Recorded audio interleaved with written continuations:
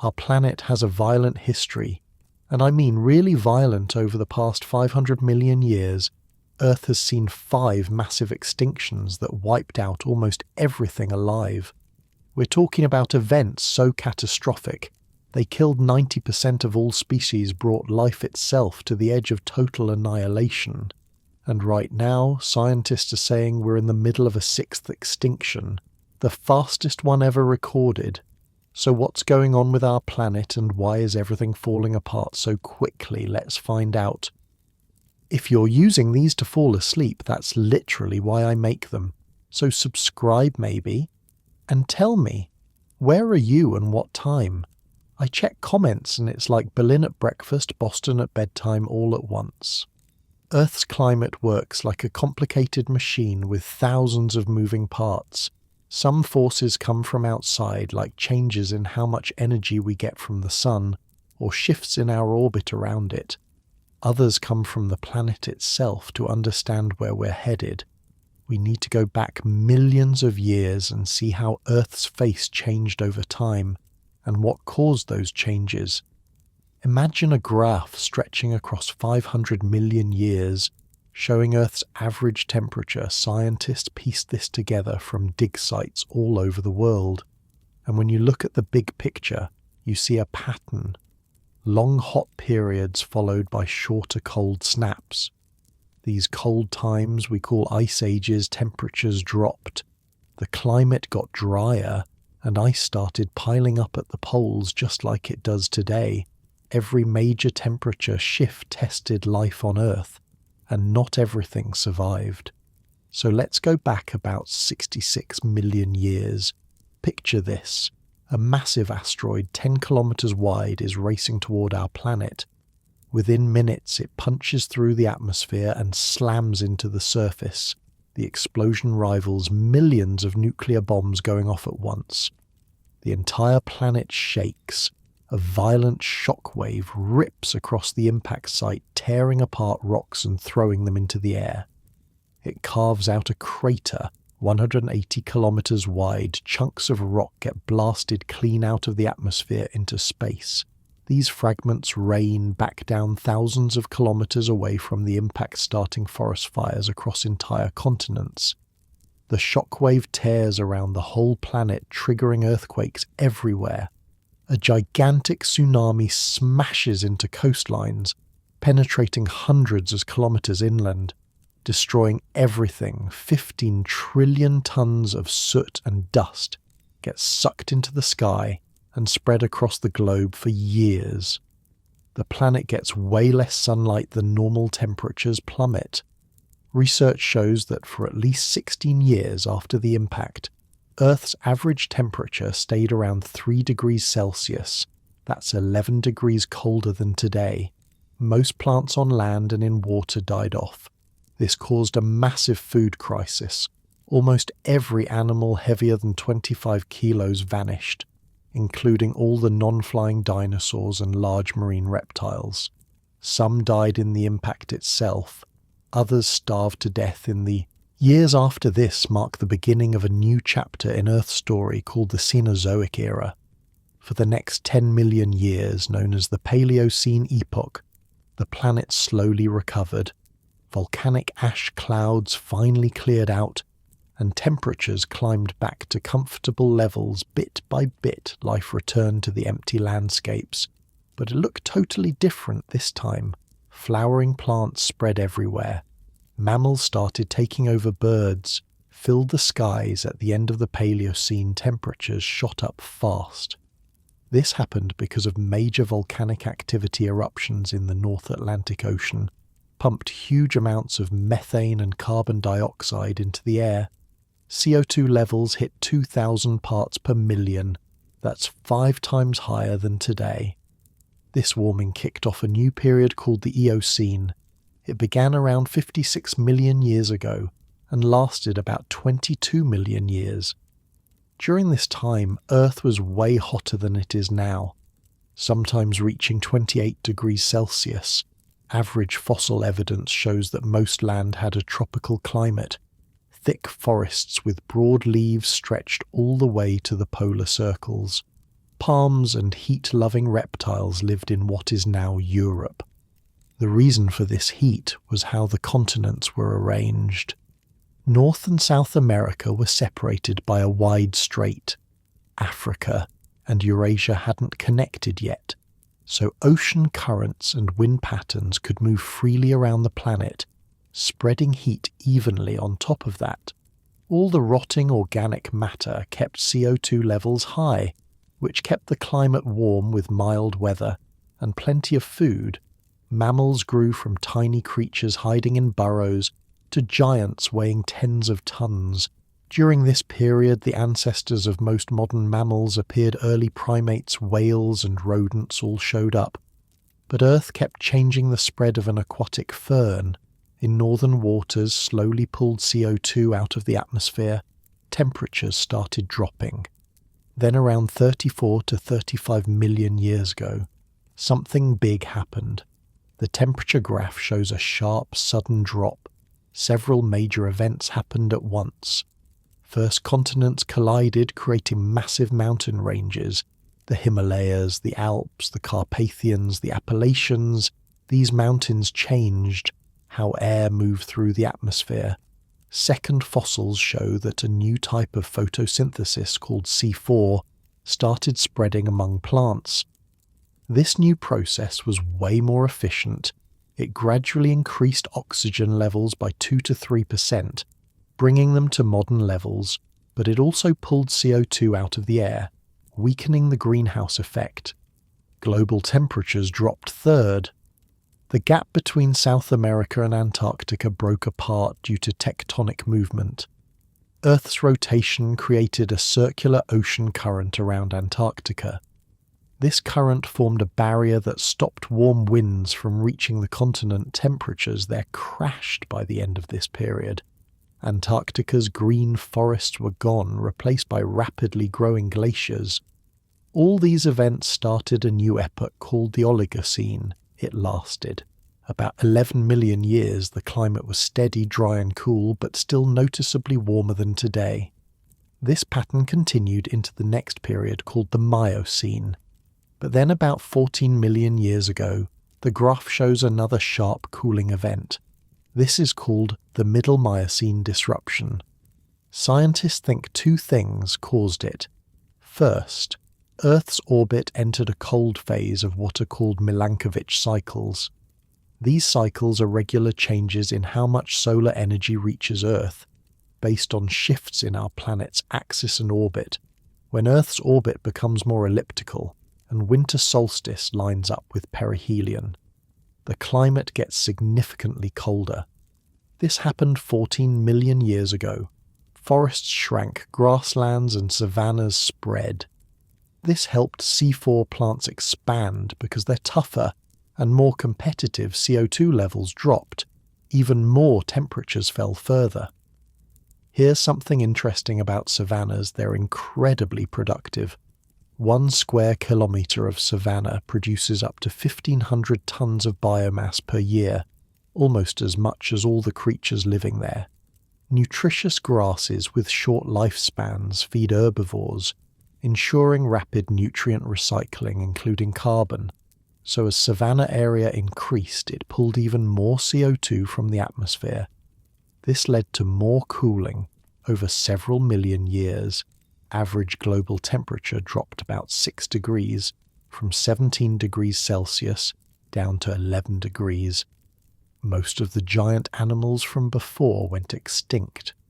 The big animals of this time were enormous mammals with trunks, and the prehistoric ancestors of horses called hipparions. The largest predators were amphicyonids and hyenodons, weighing up to half a ton following the graph. You can see that starting with the Middle Miocene disruption, Earth cooled down steadily. Glaciers in both polar regions started growing rapidly. About 8 million years ago, the Antarctic ice sheet expanded fast.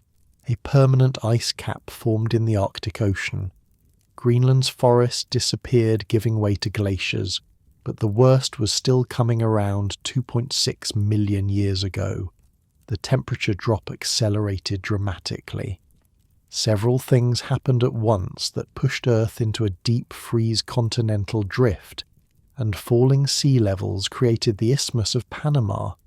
This land bridge permanently sealed the gap between North and South America before this warm equatorial Pacific water could flow into the Atlantic. Now it couldn't.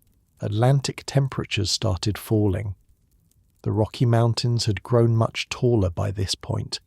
They blocked warm air currents from moving across the continent. Heat couldn't circulate around the planet. Like before, seasonal temperature swings became extreme across most land areas. Glacier growth sped up massively. Something else happened around this time. Earth's magnetic poles flipped. This reversal is called the Gauss-Matiyama event. For 15,000 years, our planet's protective magnetic field weakened to about a quarter of its normal strength. This led to the extinction of several families of marine animals and algae. All these events mark the start of a new geological period. The Pleistocene glaciers became the defining feature of this era. They would advance, sometimes covering up to 30% of all land. Then they would retreat back toward the polar circles, but they never disappeared completely. The first half of the Pleistocene showed a remarkable pattern. Warming and cooling periods happened every 41,000 years, like clockwork. This timing matches almost perfectly with Milankovitch cycles, so scientists think these natural orbital changes drove the climate shifts.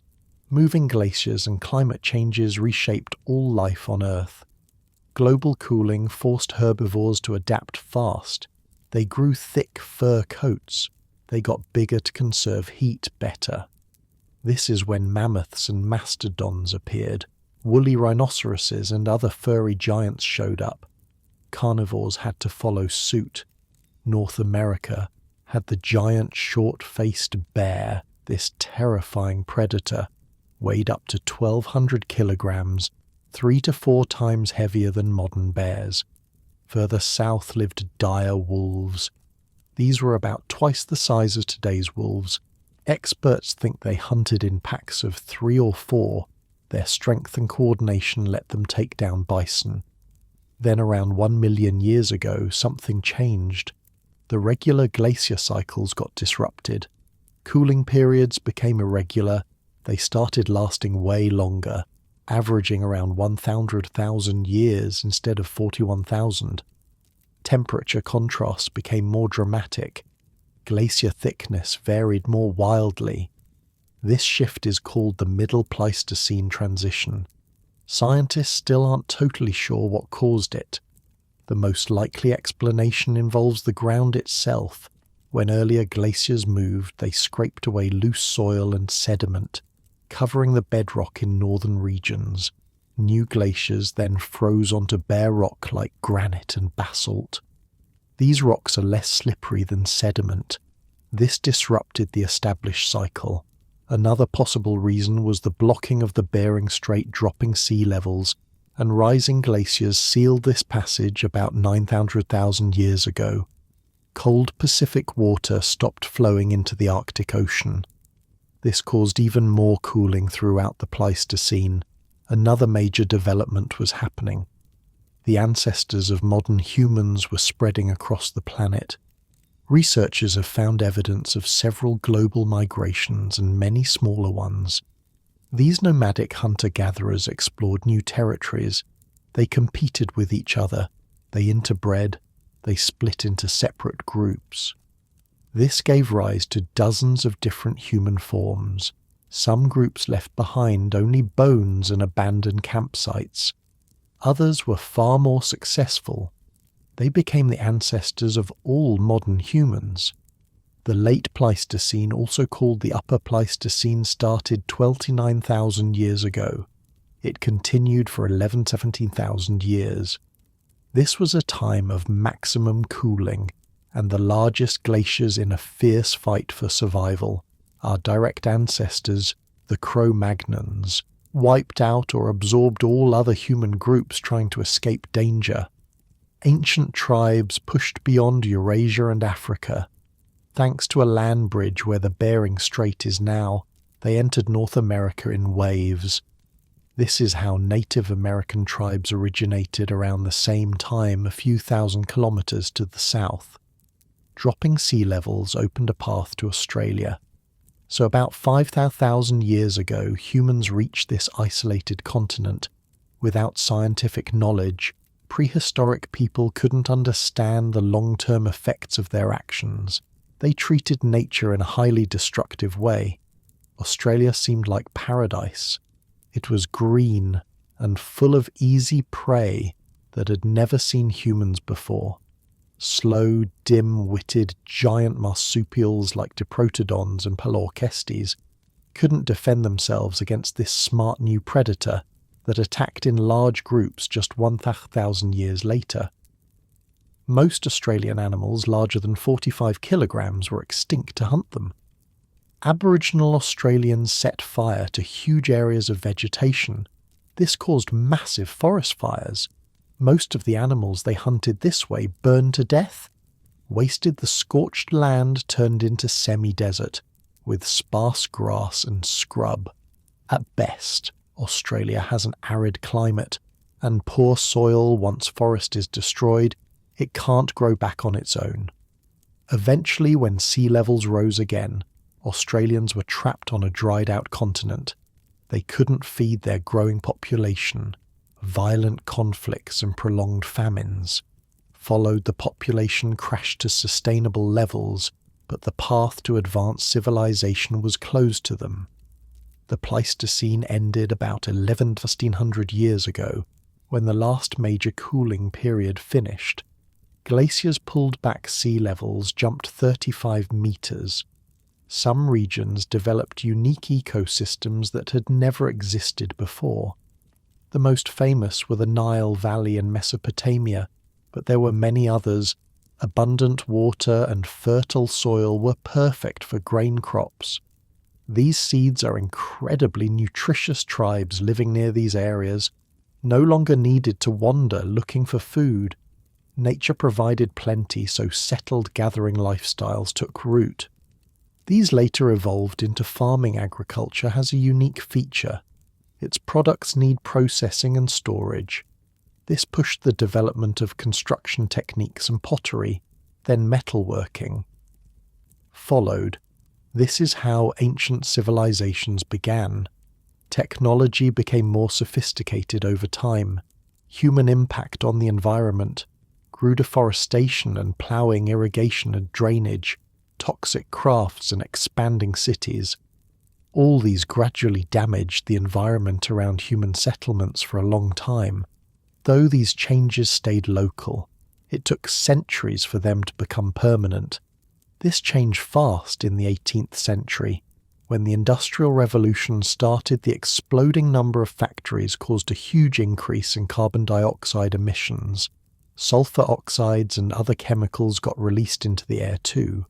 These reacted with water vapor, forming strong acids. These harsh compounds settled into soil and water bodies. They slowly made these areas uninhabitable. The second half of the 20th century saw an especially rapid rise in emissions. Tens of thousands of power plants and factories appeared worldwide. Rising living standards and technological progress made cars common everywhere. A single car might not seem like much, but the truth is it pumps out an average of 15 kilograms of CO2 every day. That adds up to 5.5 tons per year when you consider there are roughly 1 billion cars and 400 million trucks on the planet. Right now, the total reaches billions of tons, and that's not counting thermal power plants and factories, which pollute even more. In 2022.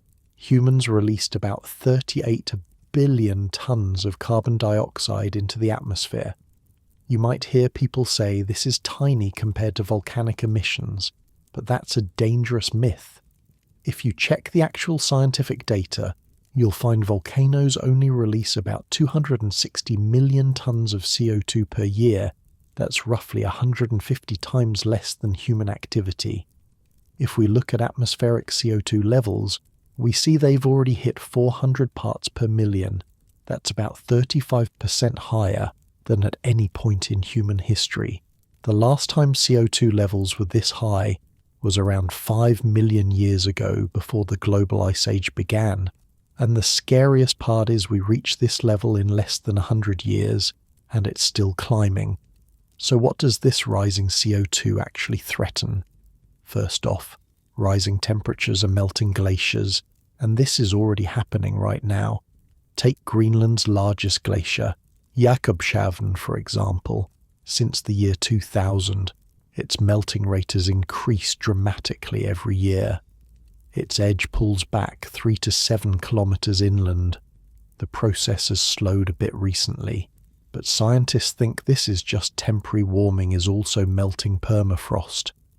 This makes settlements in northern regions uninhabitable. Marine fisheries are getting hammered by unstable ice cover. Here's something people don't think about enough. Permafrost is basically a gigantic planetary freezer. Billions of tons of organic matter are frozen inside it. Once it melts, this organic matter will start decomposing. It'll turn into CO2 and methane. This will speed up warming. Even more calculations show that if all of Earth's ice caps melted, sea levels would rise 66 meters. Cities like New York, St. Petersburg, Shanghai, and London would be partially or totally underwater. Entire countries would vanish. The Netherlands, Polynesia, the Arabian Peninsula, millions of square kilometers of coastal land would disappear underwater. All the fertile farmland and human settlements, there would be destroyed permanently. Rapid warming will degrade vast areas. Forest fires will become more common and more severe. Deserts will expand dramatically. All these factors combined will drive the world into a new mass extinction. And actually it's already started over the last 500 years. Around 1,000 species of large animals have gone extinct. More than 35,000 species of vertebrates, insects and land plants are currently threatened with extinction. This includes 40% of all amphibian species and 25% of all mammal species. Some of these are crucial to humans, plants like bananas. Species like honeybees, losing them would change our world forever, and not in a good way. Modern humans like to think we're wise and civilized, but sometimes we act even more recklessly than prehistoric people. Unreasonable greed and the chase for profit and power have repeatedly caused environmental disasters. This shows modern humans aren't that different from those prehistoric Australian Aborigines who destroyed the flourishing land they inherited. Looking back at Earth's geological history, we can see clear patterns. Our planet has always experienced climate cycles, but these changes usually happened over millions of years. Life had time to adapt. Species could evolve and migrate to new habitats. Entire ecosystems could shift. Gradually, what's happening now is fundamentally different. We're seeing changes that would normally take tens of thousands of years, happening in just decades. This speed is unprecedented in Earth's entire history. Even the asteroid that killed the dinosaurs didn't change the climate this fast. Sure, the impact caused immediate catastrophe, but the long-term climate shifts took thousands of years. What we're doing is compressing millions of years of change into a human lifetime. Think about the Eocene epoch when CO2 hit 2,000 parts per million. Earth was a hothouse. Tropical forests stretched to the poles, but that took millions of years to develop life adapted over countless generations. Now we're racing towards similar CO2 levels in less than 2 centuries. Ecosystems don't have time to adjust. Species can't evolve fast enough. Migration routes are blocked by cities and farms. The Milankovitch cycles that drove Ice Age patterns operated on timescales of tens of thousands of years. 1,000-year cycles alternating with 100,000-year cycles. This gave life time to move with the climate zones during cold periods. Species shifted toward the equator. During warm periods, they expanded toward the poles, but now temperature changes that should take 1,000 years are happening in 100 years. A polar bear can't evolve new survival strategies in 3 generations. Coral reefs can't adapt to acidifying oceans in a few decades. Forests can't migrate fast enough to keep up with shifting climate zones. When glaciers advanced during the Pleistocene, they moved slowly. Ecosystems could retreat and re-establish themselves when glaciers retreated. Life could expand back. This dance between ice and life played out over millennia, giving evolution time to work. Today, we're disrupting this ancient rhythm. We're forcing changes faster than natural processes can respond. The Middle Miocene disruption took millions of years to reshape Earth's ecosystems. Savannas replaced forests gradually. Animals evolved to eat grass instead of leaves. C4 photosynthesis spread slowly across the plant kingdom. This gave herbivores time to develop digestive systems that could process tough grasses.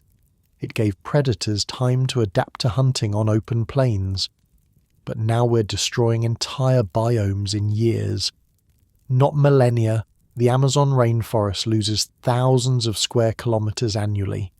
Coral reefs that took thousands of years to grow die off in summers. Wetlands that filtered water for millennia get drained in months. Here's the thing about extinction. Once a species is gone, it's gone forever. During past mass extinctions, life bounced back, but it took millions of years after the dinosaur-killing asteroid. It took 10 million years for ecosystems to fully recover, for biodiversity to return to pre-impact levels. We don't have 10 million years. Human civilization has only existed for about 1,000 years.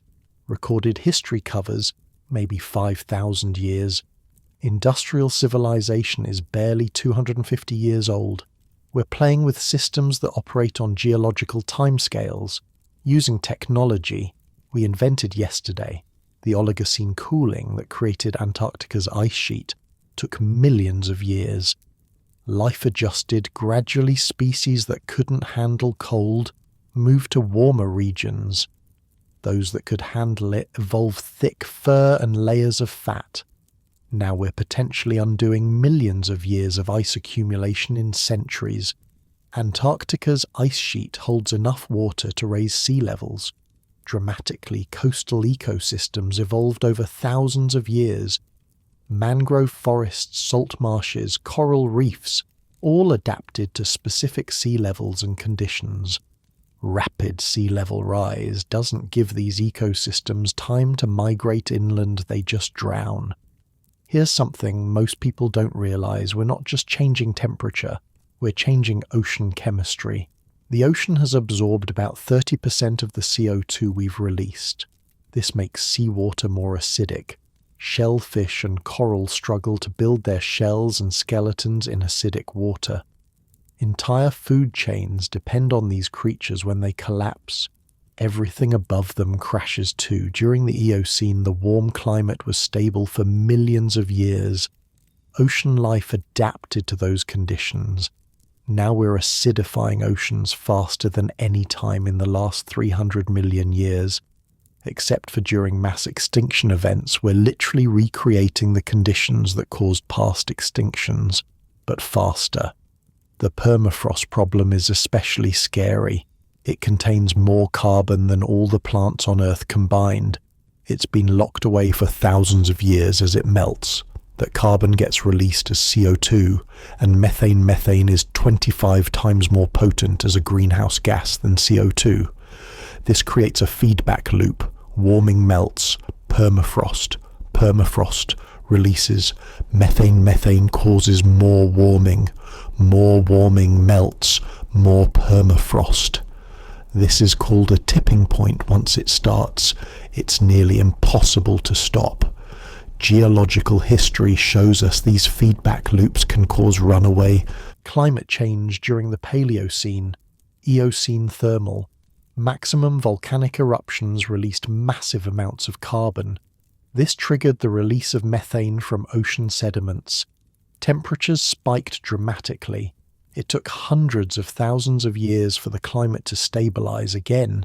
We might be triggering a similar event, but this time human activity is the volcano. The difference is we can turn off our emissions. Actual volcanoes can't be shut down, but we're not turning them off fast enough. Every year we delay makes the problem exponentially worse. The longer we wait, the more expensive and difficult solutions become. Eventually, we might reach a point where solutions are impossible, where we've triggered so many feedback loops that we've lost control entirely. Looking at the graph of Earth's temperature over 500 million years, you can see we're creating a spike, a sharp, sudden jump that doesn't match any natural pattern except for impact events and massive volcanic eruptions.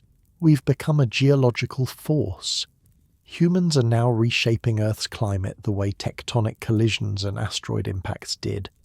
But unlike those natural events, we have a choice. We can stop. The question is, will we? The scary thing about climate change is how it creates domino effects. When one system collapses, it triggers failures in other systems. Take the jet stream, for example. This is a fast-flowing air current high in the atmosphere that shapes weather patterns across entire continents.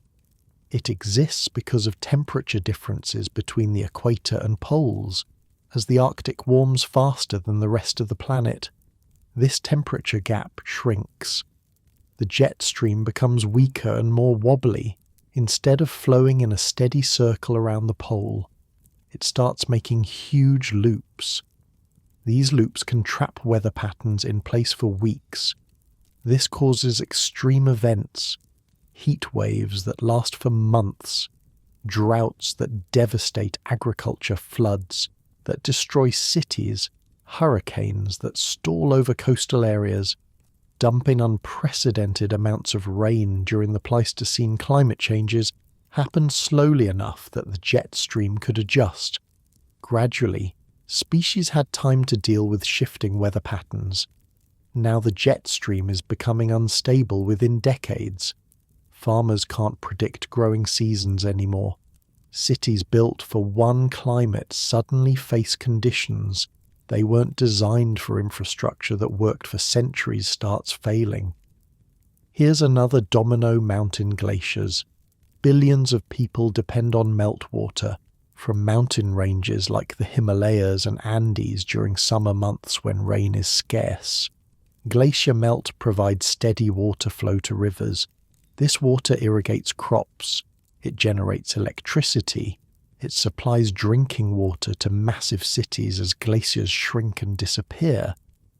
These water sources dry up. The Ganges river system in India depends heavily on Himalayan glacier melt. Over 500 million people rely on this water. When those glaciers are gone, where does that water come from? The Colorado River in North America already runs dry before reaching the ocean.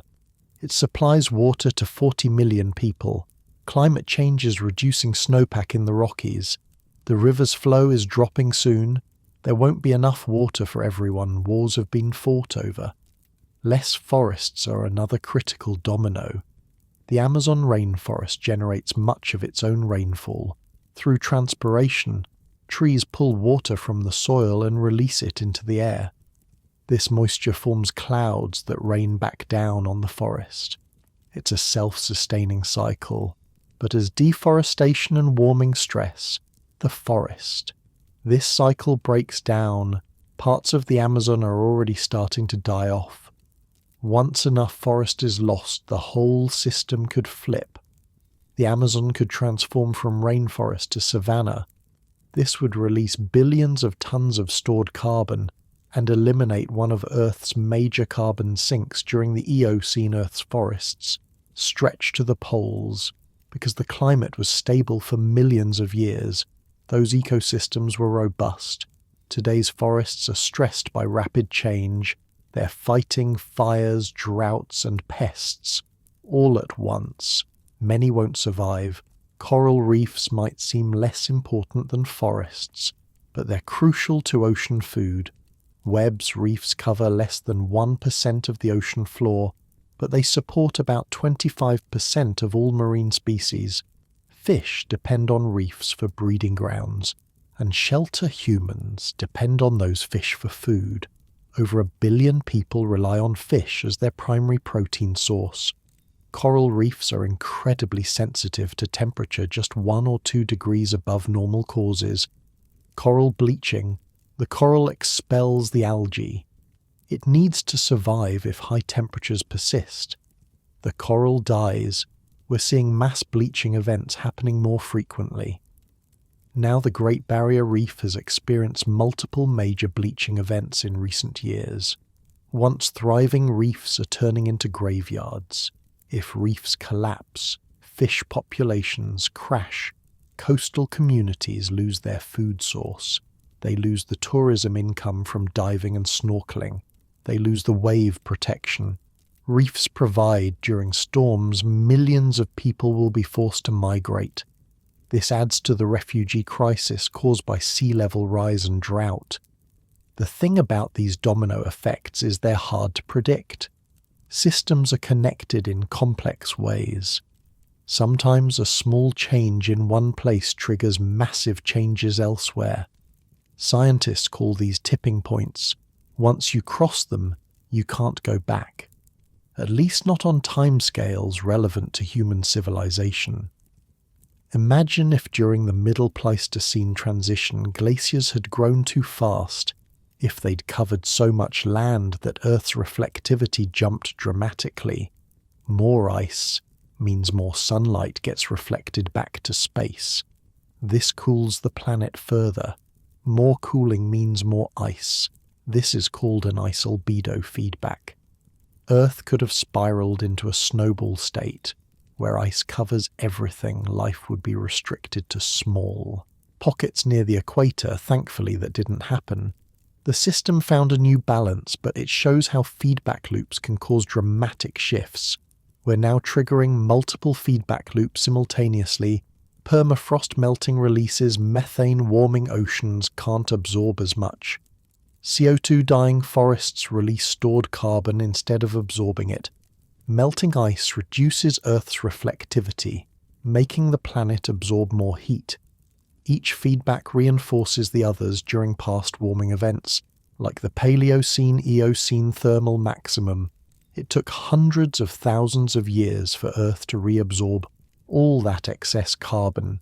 Deep ocean circulation, slowly buried carbon in sediments, chemical weathering of rocks pulled CO2 from the air. These are Earth's natural thermostats, but they work incredibly slowly. We don't have hundreds of thousands of years to wait. Human societies are fragile. We depend on stable climate patterns. Our cities are built in specific locations because those places had reliable water and mild weather. Our farms are where they are because the soil and climate are right for crops. If climate zones shift faster than we can adapt, our civilization faces collapse. Look at what happened to past civilizations when climate changed. The Mayan civilization flourished for centuries, but a series of severe droughts helped bring it down.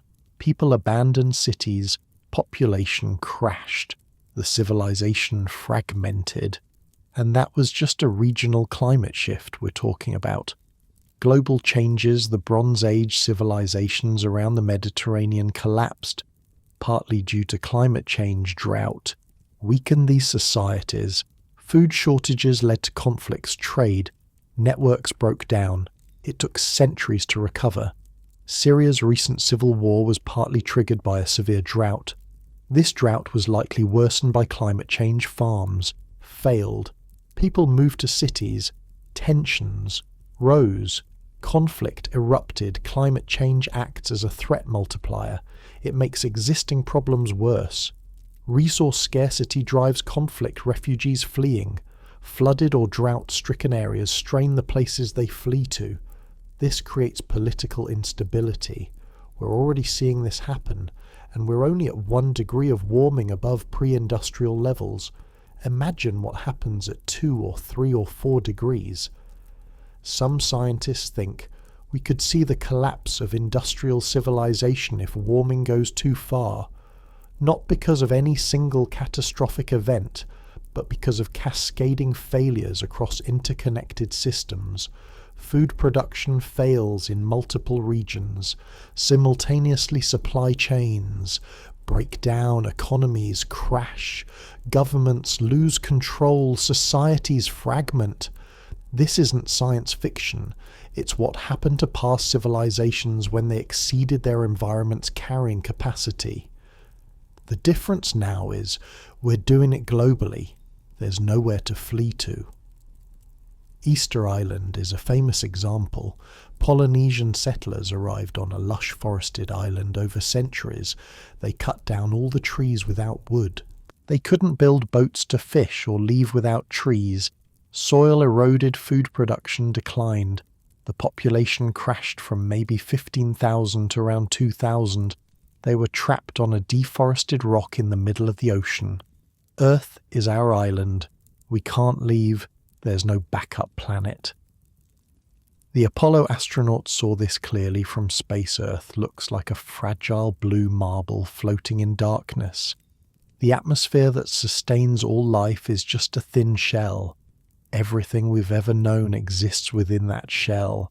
Every extinction event, every ice age, every civilization, all of human history happened here.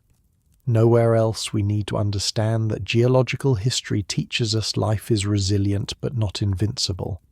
Life survived the asteroid impact that killed the dinosaurs, but it took millions of years to rebuild biodiversity. Individual species that went extinct never came back. They're gone forever. We're causing species to go extinct at rates comparable to that asteroid impact, but unlike the asteroid, we can stop. The question is whether we will. Geological history gives us perspective. Earth has been through massive changes before, but here's the key difference. Past changes were driven by forces beyond anyone's control. Asteroid impacts, volcanic supereruptions, orbital shifts, continental drift. Nobody could have prevented those. What's happening now is different. We're the asteroid, we're the volcanic eruption. And unlike actual asteroids and volcanoes, we can choose to stop the technology to fix this. Already exists. Solar and wind power can replace fossil fuels. Electric vehicles can replace gasoline cars. Better agricultural practices can reduce emissions while feeding people. Carbon capture technology can pull CO2 from the air. The problem isn't that we don't know what to do. The problem is we're not doing it fast enough every year. Of delay makes the solution harder and more expensive. It's like trying to stop a ship if you start turning when you see the iceberg far ahead. It's easy if you wait until the iceberg is right in front of you. It's impossible. We're still accelerating toward the iceberg. Looking back at the Eocene, we see what a hot Earth looks like. Tropical conditions at the poles, sea levels 70 meters higher than today, completely different ecosystems. Life thrived then, but it was adapted to those conditions over millions of years. If we create Eocene-like conditions in a century, modern ecosystems will collapse. The species alive today evolved for current conditions. Rapid change means extinction. But here's something interesting. Every major climate change in Earth's history created opportunities for new species. After the dinosaur extinction, mammals took over and diversified after the Eocene cooling grassland spread, creating new ecological niches. Life adapts and evolves, but adaptation takes thousands or millions of years. We're causing change in decades. There's no time for evolution to work. The survivors of this extinction event won't be the species that adapt. They'll be the ones that get lucky or the ones humans decide to save. We have zoos, seed banks, gene banks. We can preserve some species even if their habitats are destroyed, but we can't save everything. Most species will vanish without us even knowing they existed. The thing is, we're not separate from nature. We depend on the same ecosystems we're destroying. When bee populations collapse, crop pollination fails, when soil microbes die, farming becomes impossible, when ocean plankton decline, fish stocks crash. We need healthy ecosystems to survive. Protecting nature isn't just about saving cute animals, it's about saving ourselves. During the Pleistocene, our ancestors survived by being adaptable. They lived in caves and built shelters. They hunted different animals as climate shifted. They moved to new territories when necessary. We have that same adaptability, but we've also created rigid systems that resist change. Cities built in specific locations, farms dependent on specific weather patterns, infrastructure designed for historical conditions. Adapting means rebuilding massive amounts of infrastructure, relocating millions of people, changing how we produce food and energy. This is possible, but it requires coordination and resources on an unprecedented scale. The good news is, humans are capable of incredible things when we decide to act. We split the atom, we went to the moon, we decoded DNA, we built the internet, solving climate changes within our capabilities. It's arguably easier than going to the moon. We just need to decide to do it. The challenge is time. The longer we wait, the worse things get. There's a window where we can still avoid the worst outcomes, but that window is closing. Think about the middle Miocene disruption. Temperatures dropped 6 degrees over millions of years. Ecosystems gradually adapted. Species evolved new survival strategies. We're potentially causing similar temperature changes in the opposite direction. But in a century instead of millions of years. This is why scientists are so concerned. It's not that Earth hasn't been warmer before, it has. It's the speed of change that's unprecedented. Here's what matters. Now we're at a decision point. The choices we make in the next few decades will determine Earth's climate for thousands of years. Carbon dioxide stays in the atmosphere for centuries. The CO2 we release today will still be warming the planet in the year 2300. Our grandchildren's grandchildren will live with the consequences of our decisions. That's a heavy responsibility, but it also means we have power, real power to shape the future. Every ton of CO2 we don't emit makes things better. Every forest we protect keeps carbon out of the atmosphere. Every renewable energy project reduces our dependence on fossil fuels. The transition to clean energy isn't just possible, it's inevitable.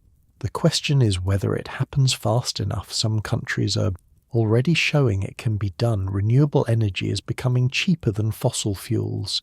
In many places, electric cars are becoming mainstream. People are changing their behavior, but it needs to happen faster and everywhere. Not just in wealthy countries. Developing nations need help transitioning to clean energy. They need access to technology and funding.